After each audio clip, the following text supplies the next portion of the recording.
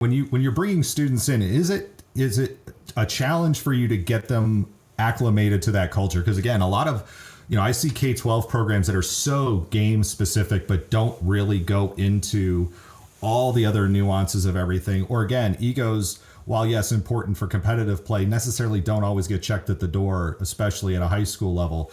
Do you find that that's a challenge helping to onboard kids into culture? Culture is deliberate, right? There's a great quote. You either how's it go? Essentially, it's you either you get the culture you build, or the culture that you accept, right? And so we have to build culture. And when people are like, oh, that sounds great. What's culture? Actually, culture is a very specific set of shared beliefs. Give you an example. Talked about it. We believe that competition is at the core of what we do. We compete internally. We compete with ourselves. We compete as coaches to be better coaches with ourselves. We compete and test that strategy against other schools. But it is never about who is on top. It is simply a tool for personal improvement. Competition is at the core of what we do. Kindness and respect is part of this value. Well, it's wonderful to say those things. You can put them on a poster, but that's where it'll end unless you teach it regularly. We use the Tim Kite philosophy a lot around here of above the line. Above the line behaviors are those that where you accept responsibility, you take accountability, and you focus on solutions. Below the line is blame, complaining, defending, or deflecting. All those BCD behaviors. So for us, we, at the beginning of every semester, teach the above the line philosophy. We talk about and collectively build our belief system. And those have changed over time as we've seen things happen at Blizzard and at Riot and some very ugly cultural things that are happening.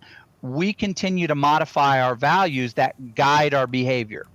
So that recently I received some criticism for backing out of a panel.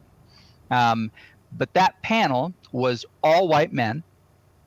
And I had encouraged them a number of times. We really need to increase the diversity here. There's a lot of women. There's a lot of people of color whose voices should be in here. And that was, well, that's hard. We don't know those people.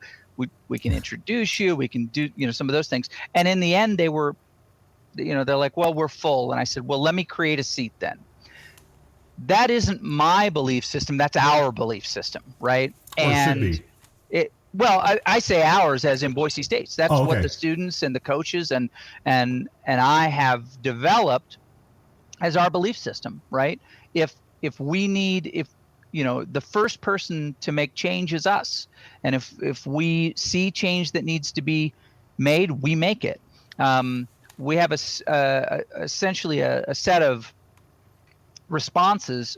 They're part of the Tim Kite philosophy, but we call basically they're the R's, and we have them even as emotes in our Discord. R1 is pause, and these are ways that you can respond to things that you don't like or that are uncomfortable. How do you respond to things that's not blaming, complaining, deflecting? Number one is you pause. If you don't have an answer, you just wait to respond, right? Number two is basically get your mind right. Change your mind, make sure that you're thinking in the right way. If you can't respond above the line, then you got to get your mind right.